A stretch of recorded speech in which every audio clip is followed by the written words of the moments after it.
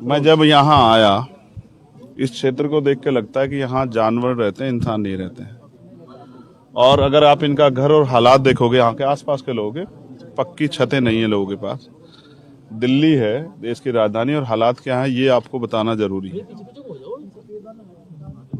जो घटना हुई वो कितनी डरावनी है, इसके विजुअल्स आप लोगों ने देखे, हम लोगों ने भी देखे। जब तक उसके अंदर जान थी तब तक वो गुंडा चाकुओं से उस पर हमला करता रहा, और जब वो उसकी जान भी निकल गई तो उसने पत्थर से उसको कुचल कुचल के मार दिया। जब मैंने इनके पिताजी से बात हुई, मेरी इनकी पहले भी बात हुई थी, उसकी आंतें तक बाहर निकल आई, वो मौके पे मर गई। इतना हीनियस था सब कुछ। हमारी सबकी, मीडिया की, आम जनता की, राजनीतिक दलों की, सबकी ये मांग होनी चाहिए कि उसे सख्त से सख्त सजा मिले। लेकिन जब तक हम परिवार को नहीं सुनेंगे, परिवार से जानना का प्रयास नहीं करेंगे उनके ऊपर क्या बीत रही है, तब तक बात आगे नहीं बढ़ेगी। ये इतनी बड़ी घटना हुई, उससे पहले भी कई बार उस बच्ची को उसने डराने का काम किया। विरोध करने पे उनके पिताजी को जान से मारने की धमकी दी। देश की राजधानी है, गृह मंत्री जी का शासन है, पुलिस की क्या व्यवस्था है, पुलिस क्या कर सकती थी आप बेहतर जानते हैं। क्या नहीं हुआ, कहां गलती रही। अगर कोई सरफिरा यहां किसी बच्ची के साथ ऐसा कर देता है तो आप समझिए दिल्ली में बेटियां कितनी सुरक्षित हैं। ये होना चाहिए था कि इस परिवार को, क्योंकि कल रात में 2 बजे भी इनके साथ ताका झाकी हुई। कोई यहां झांक रहा था, कोई इनकी रेकी कर रहा था, लगातार रेकी इनकी जारी है। मैं जब पिछली बार रात में चुपचाप आया, क्योंकि मीडिया के लोग पूरा भौकाल वोकाल मचा के रखते हैं, कहाँ थे, क्या हुआ, ये है वो है, तो उस रात मुझे पता लगा कि ये यहाँ पे नहीं है। फिर मेरी इनसे फोन पे बात हुई, क्योंकि यहाँ पर ज्यादा लोग इनसे तमाम तरह के सवाल कर रहे थे। ये क्योंकि आम कॉमन आदमी है, इनको सिर्फ रोटी रोजगार, अपना परिवार, इसी से मतलब है, अपने गांव को, उससे ये थोड़ा घबरा गए और यहाँ से दूर हट गए। फिर ये वापस लौटे। जैसे वापस लौटे, हमारी यूनिट यहाँ लगी हुई थी, तत्काल हमारे लोग आए, हमने फिर इनसे वार्ता की, और हम इंतजार कर रहे थे कि बहुत सारी जो पुलिस की इन्वेस्टिगेशन है उनके बारे में हमें जानकारी मिल जाए, क्योंकि हमने यहाँ के अधिकारियों से बात की थी कि भाई इसमें और कितने लोग हैं, क्या अकेले आदमी ने इतना साहस किया है, उसके और भी सहयोगी थे, अगर सहयोगी थे तो उनको क्या खोजा गया है, क्या उसको रिमांड पे लेकर उससे पूछताछ की गई है। ऐसी कोई भी जानकारी हमें नहीं मिली। अब परिवार की एकमात्र मांग ये है कि उसको फांसी की सजा, हीनियस क्राइम है, सरकार फास्ट ट्रैक कोर्ट में मुकदमा चला के उसको फांसी की सजा करे। ये न्याय के प्रति ये होना ही चाहिए, जिससे कि अपराधियों में डर पैदा हो। आज के अपराधियों में डर खत्म हो गया। ये पहला मामला नहीं, चाहे हमें याद हो निर्भया का मामला, चाहे हमें नागल का मामला याद हो, जो नागल में 9 साल की बच्ची के साथ हो, चाहे ये वाला मामला याद हो। इन सब मामलों में जितना अपराध किया जा सकता था उससे भी ज्यादा अपराध करने का प्रयास किया गया। अच्छा है कि पुलिस ने उसको त्वरित गिरफ्तार किया। भीम आर्मी के लोग भी उसको ढूंढने का प्रयास कर रहे थे कि वो मिल जाए, लेकिन वो हमसे पहले पुलिस के लोगों को मिल गया। अदरवाइज हम अपने आप जानकारी हासिल करने का प्रयास करते कि उसके साथ और कौन कौन लोग शामिल थे। अब हमारी कई और मांगे हैं।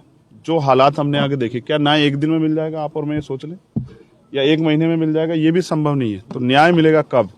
न्याय मिलेगा जब कोर्ट में एक अच्छा बेहतर वकील खड़ा होकर इस केस को लड़ेगा। जो गवाह हैं इस मामले के, वो ईमानदारी से गवाही देंगे, उनके पूरे डर नहीं होगा, और परिवार सुरक्षित रहेगा। वो इस हौसले में रहेगा कि वो खड़ा होकर इस लड़ाई को लड़ सके।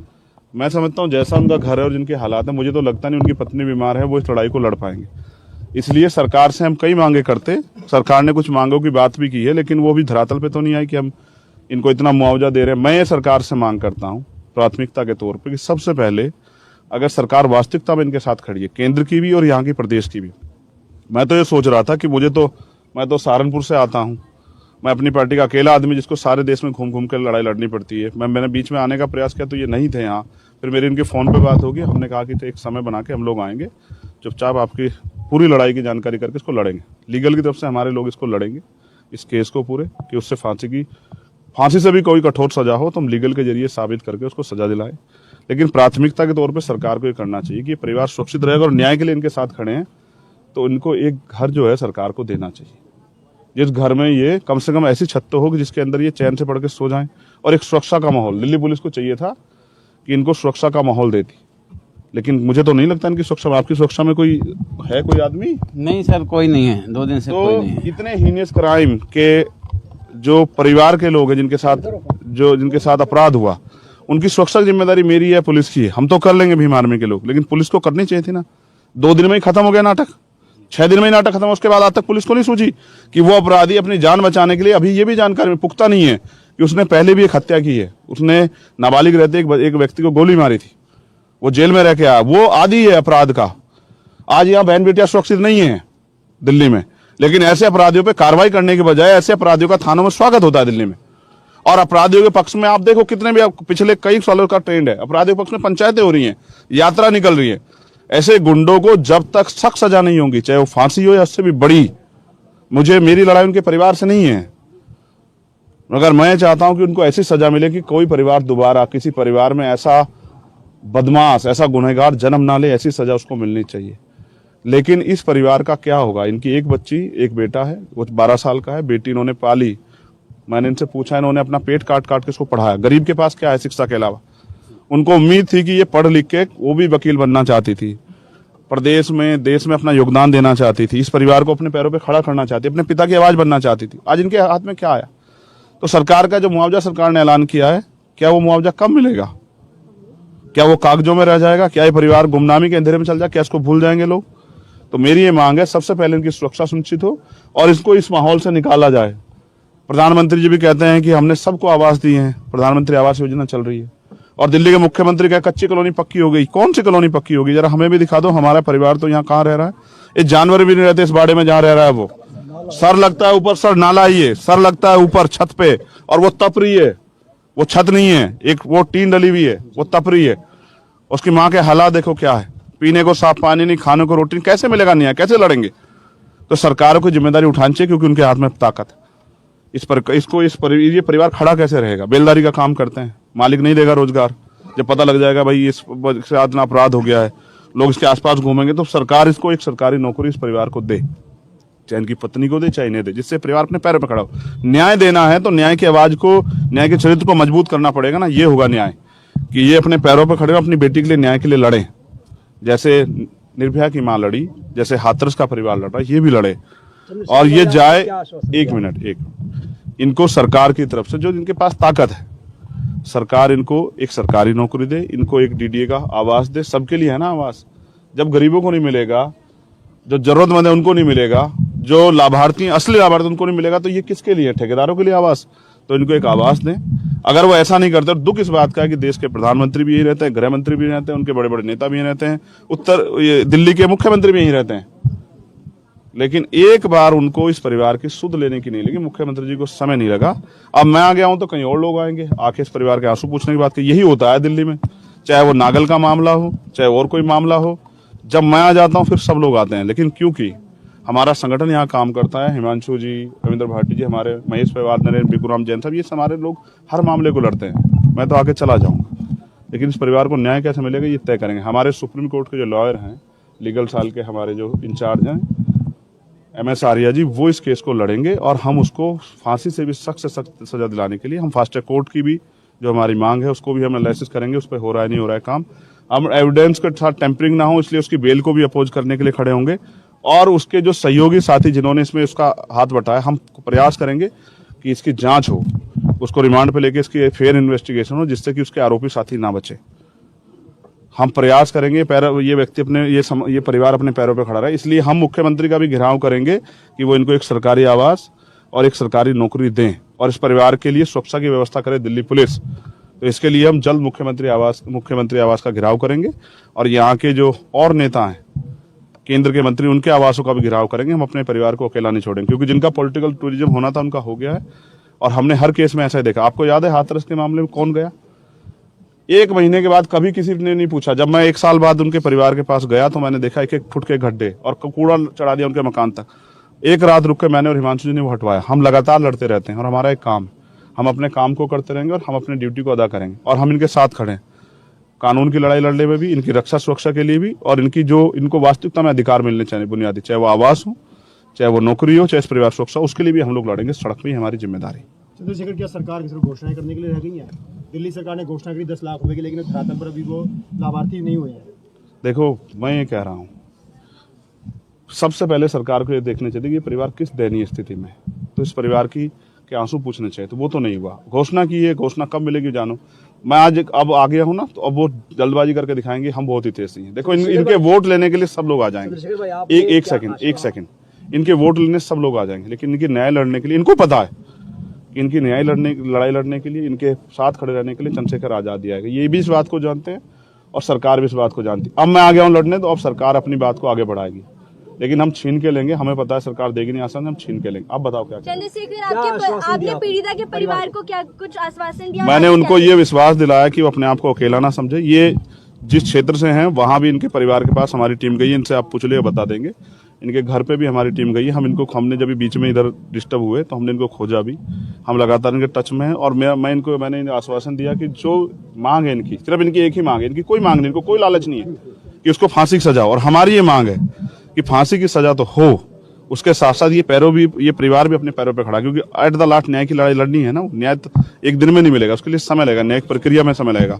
तो इसलिए हमने और मांगे, ये समाज की तरफ से, हमारी तरफ से है। बाकी परिवार की एक मांग है कि उसको फांसी की सजा हो। उन्होंने एक बच्ची थी, पेट काट के पाली बड़ी की, आज वो इस दुनिया में नहीं है। इनके सपने खत्म हो गए। चंद्रशेखर, कहीं ना कहीं देखा जा रहा है कि इस केस में नशे को भी बहुत बड़ा मुद्दा बनाया जा रहा है, क्योंकि यहाँ पे नशेबाज बहुत है। तो इस चीज को लेके आप क्या कहना चाहेंगे? नशे को यहाँ पे कैसे कंट्रोल किया जाए? देखो, जब यहाँ की सरकारें खूब दुकानें खोलेगी गली गली में शराबों की, तो कैसे नशा मुक्त हो जाएगा। और स्कीम देंगे, देखो दूध के साथ स्कीम नहीं देंगे, शराब के साथ स्कीम देंगे।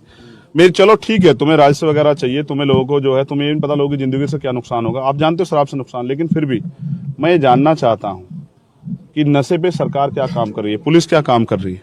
भाई ये ताकत अगर हम किसी को पकड़ लाएं, सोचो उस अपराधी को हम ही पकड़ लेते, अगर हमारे लोग उसको पीट देते या नुकसान हो जाते तो हमारे लोग के खिलाफ मुकदमा हो जाता। अब इस बात सोचो, ये काम पुलिस का है ना, पुलिस क्यों नहीं कर रही इस काम को। हम इसके लिए आवाज उठाएंगे कि नशा मुक्ति के दिल्ली में नशे से लोग मुक्त हों, इसके लिए भी हम लोग आवाज उठाएंगे। खाली शराब की बात नहीं है, यहाँ पे अन्य मादक पदार्थ भी घर घरों में बिकते हैं। बिना पुलिस के सहयोग के नहीं बिक सकते हैं सर, बिना सरकार के सहयोग के नहीं बिक सकते। हत्या हुई, वहाँ बताया जाता है कि जमघट लगता है रात को, 100 लड़कों का जमघट। वहाँ सब लोग जो है ना, से लेकर गांजे से लेकर हर चीज का सेवन किया जाता है। गूंगे बहरे अंधे सब लोग वहाँ थे। अगर वास्तविकता में वहाँ इंसान होते तो जितने समय तक उसने उस बच्ची के साथ अन्याय किया, उस गुंडे को, उस अपराधी को वहीं उसके हाथ पैर तोड़ देते, उस बच्ची की जान बचा लेते। लेकिन सबने खड़े होकर तमाशा देखा। उसका एकमात्र कारण ये है कि लोगों में इंसानियत खत्म हो गई है। क्या दिल्ली पुलिस दोषी नहीं है जिस तरीके का नशे का प्रचलन? क्यों नहीं दोषी है?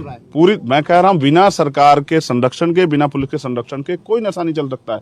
1 ग्राम नशा नहीं लेके गुजर सकता कोई, अगर पुलिस का संरक्षण ना हो।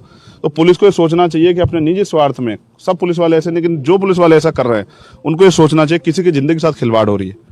पीड़िता के पिता हमारे साथ हैं, मैं चाहता हूं वो क्या चाहते हैं आपको ये सुनना चाहिए। सवाल हो रहा है, महिला कुश्ती पहलवानों धरना चला, आप लगातार डटे रहे, तमाम राजनीतिक लोग लाए रोटियां सेकने, लेकिन क्या उन्हें इस बेटी की आवाज नहीं दिखी? क्या ये परिवार नहीं दिखा? आप तो पहुंच गए, लेकिन क्या और लोग नहीं आ सकते? मैं एक चीज आपको बताना मैंने कहना नहीं चाहता था, लेकिन आपको सुनना चाहिए। कहीं किसी महिला के साथ घटना होती तो पहले देखा जाता है वो किस समाज की है, उसकी जाति ढूंढी जाती है।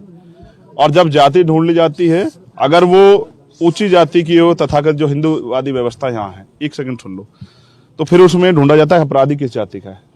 अगर अपराधी कहीं सब कास्ट है या अपराधी कहीं आसपास है तो लोग चुप हो जाते हैं। अगर बेटी वंचित जाति की हो, दलित पिछड़ी जाति की हो, तो फिर अपराधी ढूंढा जाता है किस जाति का। अगर पिछड़े या अपर कास्ट में होगा तो लोग चुप हो जाते हैं। मुस्लिम होगा तो फिर शोर मचाते हैं। मैं कह रहा हूं, अपराधी कोई जाति नहीं होती, वो मुसलमान हो, वो जैन हो, सिख हो, बौद्ध हो, हिंदू हो, कोई हो। अगर कोई किसी बच्चे से अपराध करता हो, किसी जाति धर्म की हो, हम तो किस महल पहलवानों की लड़ाई लड़ रहे हैं। निर्भया की लड़ाई में किसने पूछा उसकी जाति क्या थी? हमने कभी नहीं पूछा। हमारा एकमात्र मकसद ये है कि न्याय मिले। तो मैं चाहता हूं कि बेटियों की जाति ढूंढना सरकारें बंद करें और न्याय के लिए जो लोग आवाज उठा रहे हैं। मैं पूछना चाहता हूं, दिल्ली के गृह मंत्री कहां हैं बताए? क्या वो इस परिवार के पास नहीं जानते? पैर धोना जानते हैं? इनके बराबर बैठ के खाना खाने का दिखावा करते हैं। आज इस परिवार के आंसू नहीं दिखाई दे रहे हैं। कहां है गृह मंत्री? कहां है मुख्यमंत्री? कहां है प्रधानमंत्री? उनके सफाई कर्मचारी के बराबर बैठने वाले प्रधानमंत्री कहां है? क्या दिल्ली में बेटियां दिखाई दे रही? ना पहलवान बेटियां दिखाई दी, ना बेटी दिखाई दी। तो सवाल ये है कि इस अमृत काल में बेटियों को न्याय कब मिलेगा? किसके लिए अमृत काल? हाँ। जिस अमृत काल में दलितों की चमड़ी उधेड़ी जा रही हो, कोई घोड़ी पे नहीं बैठ सकता, कोई मुँह नहीं रखता, कोई पानी नहीं पी सकता, किसी बच्ची को ये जो है आतताई जाके हत्या कर देंगे, उनको जो है काट देंगे, उनको मरने के बाद तक भी जो पीटते रहेंगे। कहाँ है कानून व्यवस्था? कहाँ है कौन सा अमृत काल जहां ताकतवर लोगों के संरक्षण में पुलिस खड़ी हो जाए, सरकार खड़ी है, कहाँ कौन सा अमृतकाल की बात कर रहे हैं? मामले में भी तो साक्षी को ही दोषी बता दिया गया। लव जिहाद का एंगल लगाकर साक्षी के ही चरित्र का हनन किया जा रहा है। ये तो सदियों से चला आ रहा है। जब हमारे लिए न्याय की बात आती है, जिन वर्गों में हम पैदा हुए, तो फिर ये जाति का बैरियर भी लगता है और चरित्र हनन भी होता है। इसका अगर उदाहरण देखना हो तो आप हाथरस को देखो, कितनी अच्छी तरह चरित्र हनन हुआ। हमें आदत हो गई है, मगर मैं अपने लोगों से भी कहना चाहता हूँ, कब तक कंजाहवला केस भी आपको अगर याद हो, युवती के साथ कितने वीडियो वगैरह चलाए, सब चीजें किए, उस मामले को भी हम लोग लड़े। उनके परिवार से मिलने गया था ना, आपको याद होगा, मोड़ देने की कोशिश की गई। कितना प्रयास किया गया कि उसको एक्सीडेंट दिखाया जाए। और पुलिस का क्या रोल था उसमें? कितने घंटे तक पुलिस ने फोन नहीं उठाया। 1 जनवरी देश जाग रहा था, तब ये हुआ। मैं सिर्फ ये कहना चाहता हूँ, कितना हनन करोगे बेटे के चरित्र का? 9 दिन पूजते हो और बाकी 355 दिन उनकी खाल उतरती हुई देखते हो, क्यों चुप हो? तुम्हारी घर की बेटी नहीं, इसलिए। ये गलत है, ये सोच ही गलत है। ये न्याय चरित्र, ये इंसानियत, ये धार्मिक वो हो ही नहीं सकता है। कोई धर्म नहीं सिखाता।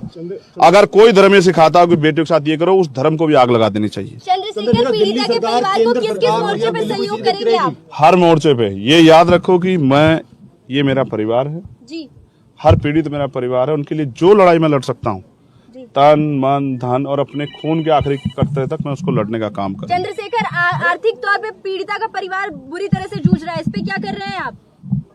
ये ताकत यहाँ की दिल्ली की सरकार ने, हमारे लोगों ने वोट देके ऐसे नालायक लोगों को दे दी है जिनको ये दिखाई नहीं देता है कि आम आदमी पार्टी एक सेकंड, इसके लिए जवाबदेही आपको मुख्यमंत्री से पूछना चाहिए कि उस परिवार को कैसे मजबूत करेंगे। मैं अपनी तरफ से जो हमसे बन पाएगा, मैं मुख्यमंत्री की तरफ बड़ी सी घोषणा नहीं करूंगा, जो हमसे बन पाएगा। और जब तक न्याय नहीं मिलेगा तब तक हम इनके साथ खड़े रहेंगे।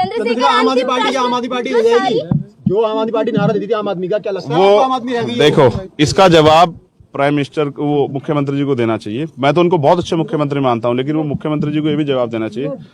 क्या आप कई घटना याद कर लो, कुछ घंटों मुख्यमंत्री वहां पहुंच जाते हैं, 4 घंटे 6 घंटे का होता, आज तक नहीं दिखाई दिया मुख्यमंत्री को। होता है चंद्रशेखर जी, सहारनपुर से चंद्रशेखर रावण चलकर आ सकते हैं यहाँ पर, जंतर मंतर पर बेटियों की लड़ाई के लिए चंद्रशेखर रावण आ सकते हैं, लेकिन दिल्ली देश की राजधानी, यहाँ पर देश के राष्ट्रपति बैठते हैं, प्रधानमंत्री और दिल्ली के मुखिया। अभी तक किसी ने इस पीड़ित परिवार के दरवाजे को नहीं खटखटाया। हर जगह सिर्फ और सिर्फ एक चेहरा, चंद्रशेखर रावण। जाति पता लग गई ना, जाति ना पता लगती तो शायद आ जाते। तो आपने वो कमी पार दी, आखिरी बात, आपने मन साझा करके उस खाई को पार दिया था। देखो, आपने जाति को पार, हमारे नेता एक सवाल खड़ा कर रहे हैं कि मुआवजा जाति के आधार पे क्यों? किसी को 1 करोड़ रुपए का मुआवजा, किसी को 10 लाख का मुआवजा। कहाँ है महिला आयोग? क्या महिला आयोग आया? पूछो ना, महिला आयोग दिल्ली में ही है ना। जो महिला आयोग एक टिप्पणी पे जवाब मांगता, आया? कहाँ है केंद्रीय महिला आयोग? कहाँ है महिला आयोग की हमारी अध्यक्षा? क्या इस परिवार के आंसू दिखाई दिए? वो बच्ची नहीं, देश की बच्ची थी। नहीं, इस अन्याय का जवाब देखो। कुछ दिनों में हमारे लोग देखो, एक कहावत है, किसी को इतना मत सताओ कि वो अपने पैरों पे खड़ा हो जाए। आज जो अन्याय हम लोग सह रहे हैं, कल हमारे लोग अपने पैरों पे खड़े हो जाएंगे। मैंने इनको सुना, मैं तो इनको खोज रहा था, लेकिन कहीं दबी आवाज में कह रहे थे कि मेरा भाई आएगा मेरी मदद करने के लिए, वो मेरे आंसू पूछेगा। मैं वादा करता हूँ कि इनकी उम्मीदों को निराश नहीं करूंगा। आपको इनसे पूछना चाहिए क्या चाहते हैं। चंद्रशेखर, क्या एक सवाल लेना जंतर चाहूंगा। आ जाओ नीचे। एक सवाल इनके बारे में पहले इनसे पूछो, फिर उसके बाद इनकी बात मैं ले रहा हूँ। पहले आपने इनसे कहा पॉलिटिकल टूरिज्म हो रहा है यहाँ पर। पंजाब के एक कोई बाबा करके आए थे यहाँ पर, फर्जी चेक देकर 51,000 रुपए का चले गए हैं वो। तो यहाँ पर इस तरीके का भी स्टैंड चल रहा है, फर्जी चेक लगाकर लोग जा रहे हैं आर्थिक रूप में। इस पर आप क्या कहेंगे? नहीं, मैं कुछ नहीं कहूंगा। जो जैसा होगा वो वैसा ही कर्म करेगा, ये मेरी उसमें नहीं है। और मैं किसी ऐसे लोगों के लिए जवाबदेही नहीं हूँ कि मैंने ऐसे लोगों को। जो लोग महिला पहलवानों के धरने में पहुंचे राजनीतिक रोटियां सेकने के लिए, आके ले लो। आज चंद्रशेखर रावण आपसे मिलने आए, आपके साथ खड़े हैं, इन्होंने किस तरीके के संतावना दिए? अब आपको उम्मीद है कि अब तो न्याय बेहतर होगा क्योंकि चंद्रशेखर दरवाजे पर है? हाँ जी, अब मुझे भरोसा है कि अब मेरे साथ न्याय होगा और मुझे न्याय मिलेगा। मुझे न्याय भैया दिलवाएंगे, इन पे मुझे भरोसा है। इसके पहले ही मैंने इनको कहा था, भैया मैं आपसे मिलना चाहता हूँ और मैं अपनी चीजें बतानी चाहता हूँ कि मुझे दिक्कत क्या है, परेशानी क्या है। और देश के तमाम बड़े बड़े नेता हैं, मुख्यमंत्री हैं, प्रधानमंत्री हैं, चंद्रशेखर रावण से उम्मीद क्यों है कि यही आएंगे तो बेहतर होगा? देखिए, ये जब कानून के सामने सब कुछ रखा गया है, सबूत भी है, गवाह भी है, सब कुछ है, तो फिर कानून की कहाँ सो रही है? अब तक तो उसको फांसी दे देना चाहिए। काहे कि मुकदमा कर रहे हैं, केस कर रहे हैं, धारा कर रहे हैं, उसको क्या कागज तैयार कर रहे हैं। अब उनको क्या चाहिए कि कोई आंखों के सामने दिखाई नहीं दे रहा? आपको विश्वास है चंद्रशेखर आपके साथ इस लड़ाई तक खड़े रहेंगे अंत तक? हाँ जी, मुझे विश्वास है। भरोसा करते हैं?